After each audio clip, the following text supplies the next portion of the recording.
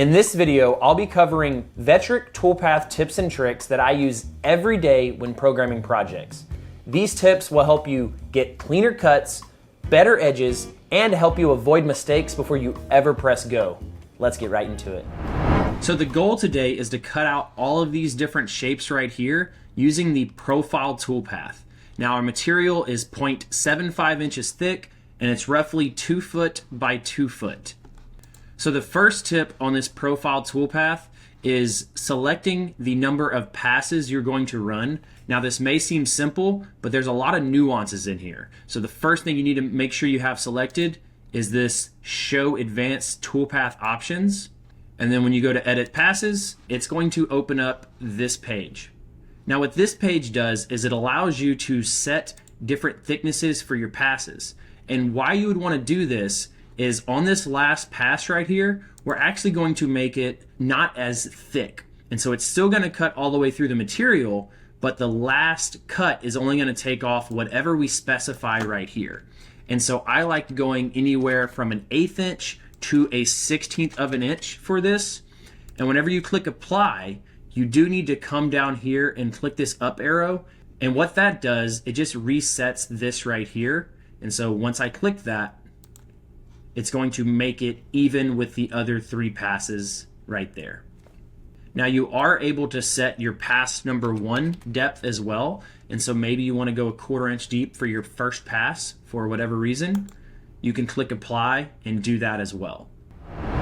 And so why this is important is whenever you're cutting out small parts or really any parts, you do not want very much like torque on that part. So if I'm cutting out a square like this on the CNC and my last pass is a 1/4 inch deep, that's a lot moving this part, possibly vibrating it right, and going to cause a bad cut. And so by reducing that last pass to only, let's say, a 1/16 of an inch, that bit won't have as much pull and torque on that part, and so that part is more likely to have a cleaner cut and not move as much. So that's why we're doing this. This next tip is how to properly use the Separate Last Pass button and this function right here. And so over here, we have a simulation of exactly what our bit is about to do. And so the first pass is going to go right here. Second pass is going to cut a little bit deeper. Third pass is going to go to here and leave that 1/16 of an inch that we said on this last pass thickness. Now what we want is we want this bit to move over just a little bit. I like 0.01 inches. It works for me. You can go up to a 32nd. You just have to watch out how close your parts are. But I like 0.01 inches. And what this is going to do is it's going to get off all of these little lines that was left on the side of this project from all of those passes. And so now on the very last pass, not only is it going to only cut off a 1/16 of an inch, it's also going to cut inwards 0.01 inches into that part. Now, because you put 0.01 allowance, the first 3 passes are a little bit bigger than your original part, and this last pass is the exact edge of the part that you need. So right here, you'll quickly be able to see the example of what I'm talking about. And so our first 2 passes are going right there. And then that last pass, because we clicked that Do Separate Last Pass 0.01 allowance, it's going to come inwards right here. And that's going to be the final pass. So just that 0.01 inch right there. But that's going to clean up everything and you're going to have a nice, beautiful part with no lines on those edges. Now, if you're wondering if you should reverse direction, that's just something you'll test and see how much chip out and tear out you get on your material. So what we've done so far is left a thin layer called an onion skin on our project so everything holds in place till the very last cut, and then we're coming back with that pocket allowance to make sure to clean up all of those edges. The next trick is how to properly set up tabs. And so in this tab section right here, you're going to see thickness, length, 3D tabs, and this edit tabs button. So let me go over the difference real quick between 3D tabs and non-3D tabs. And so if you have a normal tab, this is what it's going to look like depending on the thickness. Could be thinner, could be bigger, totally up to you. And so this bit is going to come by when it's cutting, hit the tab, go up and over and down. And what's going to happen is you're going to have a little divot in your wood where this bit stopped and came up and went back down and came down. This happens on almost any tab you're going to do on any project. But with a 3D tab, what happens is that bit comes over and it actually goes up and comes back down, and it never stops its momentum.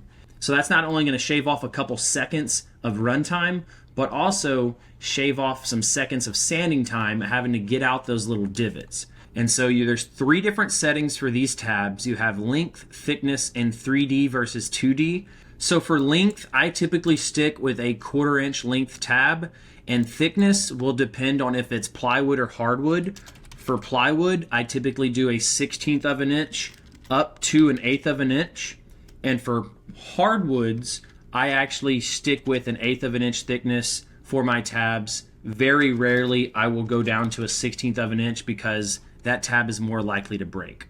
Now, the one thing about 3D tabs is if you come over here and put this 3D tab against a regular tab, it does not have as much hold down. And so if you're doing a regular tab with a thickness of a 1/16 of an inch, then you probably want to put that 3D tab maybe at 0.09 inches, something like that, right? Have it hold a little bit more material because it's not, there's just not enough surface area there. For this particular project right here, I already have a whole bunch of tabs on it, and I'm going to do 3D tabs with a 0.09 inch thickness and a 1/4 inch length. Now, inside of here, you can come over here and put a constant number of tabs and select all that. I usually don't mess with that. I'll come in here and edit these myself and drag them, so you can click and drag, or you can delete and add. So I'll do that specifically for these tabs, but that's just something about 3D tabs that I don't think a lot of people realize, and it does save a lot of time and does look a little bit better on the finished project. Now, real quick, along with all of our bits and materials, CIC Workshop now carries collets. So if you have a CNC and you're in need of a collet, we got you covered. And we also have these metal cutting board feet in stainless and brass, as well as a whole bunch of other materials so y'all guys can create on the CNC. That's why Cutting It Close exists, to help out you guys. So now that we have the tabs figured out, the next tip is to pick a ramp or a lead. So ramps and leads may sound very similar, but they are very different. So a ramp in a toolpath, and I'm about to show you on this as well, is a ramp will start on the material itself and ramp down whatever depth of cut you have set, where a lead actually starts outside of the material. And so a lead will start outside over here and then lead into the cut. 2 very different use cases, so let me show you that on the computer real quick, but pretty cool. So to show you the difference between a ramp and a lead, I have one square programmed with a 1/2 inch ramp, and the other square right here programmed with a straight lead at a 20-degree angle with a 1 inch lead length and a lead out. So how a ramp toolpath works, and we'll look at it from the right side right here, is it's going to come down that 1/2 inch and then continue on the toolpath and go all the way around and then come down the other 1/2 inch and continue the toolpath. Very easy, very simple to understand. But let's take off that ramp and look at what a lead looks like. So from the right side right here, what you're going to see is that it actually starts outside the material and actually comes into it. And so you can actually put a ramp on a lead. They are 2 separate things. And so what this lead does is whenever it comes in from the side like that, whenever it reaches the material, it's going to have full bit engagement. And so that's going to allow you to have possibly less marks on your material right here. But I haven't seen many situations where this is actually practical. And so that's what it's going to look like whenever it's fully cutting. And for most projects, especially this bottle project right here, you actually can't even use a lead in most of the spots. It's going to tell you it can't do it because there's not enough places for that lead to actually work. And so there's a lead right here and a lead right here, but it can't do a lead on this piece right here. And so that's why you don't see it being used too much. So the only time I've ever used a lead in is actually on my end grain cutting board kits. And so what we do is we set up a 3-degree lead with a 1-inch lead in and a lead out as well. I do not like an overcut distance. And then we're going to come in here and actually ramp that lead in as well. And so the ramp on the lead in is going to be a 45-degree angle. So what this lead in looks like is, because we don't want a mark on those end grain cutting boards, we have it lead in and it's going to clean up all of that glue right here. So we just have it taking off a little bit of material off of that edge just like that. And the biggest thing that I can tell you on leads from all of my research and talking to people is you usually want to do leads whenever the bit, when it's coming in, is cutting air. Right? You don't necessarily want it to cut material out or anything like that. It's for really cleaning up the edge of the cutting board and leaving no marks. Whenever you look at that bottle opener down here, it's not really practical because you're cutting up the structure of it. You don't really care about the tiny mark that ramp's going to leave. And so for this particular toolpath right here, we're never going to touch leads. We're not going to touch them for the rest of your CNC life. If you never touch leads, that's totally okay. Just add a ramp, and the ramp distance I like to do is, for one, a smooth ramp. I don't like zigzag, that's just weird. Just do smooth, and then the distance of the ramp is typically twice the distance of my cutting depth. And so my cutting depth is roughly 1/4 of an inch thick, so I will do a 1/2 inch ramp. That way it goes in at a 45-degree angle. So now that's all we need to do. So we have a smooth ramp at a 1/2 inch distance, and we're adding that ramp to that toolpath. So the next tip is something that I learned the hard way, and that is the order that you're actually cutting out all of these products. So why order matters when you're cutting out projects on your CNC is, one, if you have a vacuum table, it's going to matter a lot. But two, if you have tabs set up in a certain way and the CNC cuts out the first one that breaks the structural integrity of the whole project, you need to be able to tell it, hey, cut out this one first, then cut out this one, then this one. And so this next tip is something that I've learned after cutting out multiple small parts, and how to get the CNC to do exactly what you want it to do so these parts don't move and the tabs actually work. So let me show you. So on this order tab, there's 5 different orders that the CNC will cut your material in, and you can select all of these orders. So I guess there's like 25 different variations you can do. And so whenever you hit calculate, and let's just say we click grid and shortest path, so whenever the CNC is cutting out all these projects, what you'll notice is it's doing the shortest path, whatever that means, plus a grid pattern, whatever that means, right? And what's going to happen is it's going to cut out all these parts, but it's not going to cut them out in the order that you may want. And the problem with that is once we get down to this last part, you see how it cut out the skeleton last? Well, there's a good chance that part is going to move because there's no real tabs on it, right? Like this tab is technically not really holding anything because that's already cut. And so you may want to cut these out in a different way. And so what you have to do is actually ungroup everything, come back in here to this order section, and we're going to select the vector selection order, okay? Because I want it to cut out this one, then this one, and I want it to go top right to left and cut everything out in the order I want it cut out in. And so by selecting all these vectors, this is the exact order that the CNC is going to cut out all of the materials that I want because of the way I situated the tabs, all of that good stuff. So now whenever we cut this out, it's cutting everything out in a good direction. That way none of my parts are slipping. My tabs are doing everything that they are supposed to do, and none of my parts will slip. And so this is just so important whenever you're cutting out, whether it's small parts like this or even these game boxes, and let's say you're cutting out 2 of them, you want it to cut the top one out first instead of the bottom one, just because your hand's in the way or whatever it may be. that vector selection order is going to allow you to know what the CNC is going to do instead of it just randomly cutting out a whole bunch of stuff. So if you want to learn more about programming on Aspire or VCarve Pro, check out Kyle's Learn Your CNC course. I have a link in the description with a discount code, so definitely check that out if you're interested. Now the last tip before this is ready to get cut out is actually these green dots right here. And what these green dots represent is the starting point. And so right here at start at, it says keep current start points.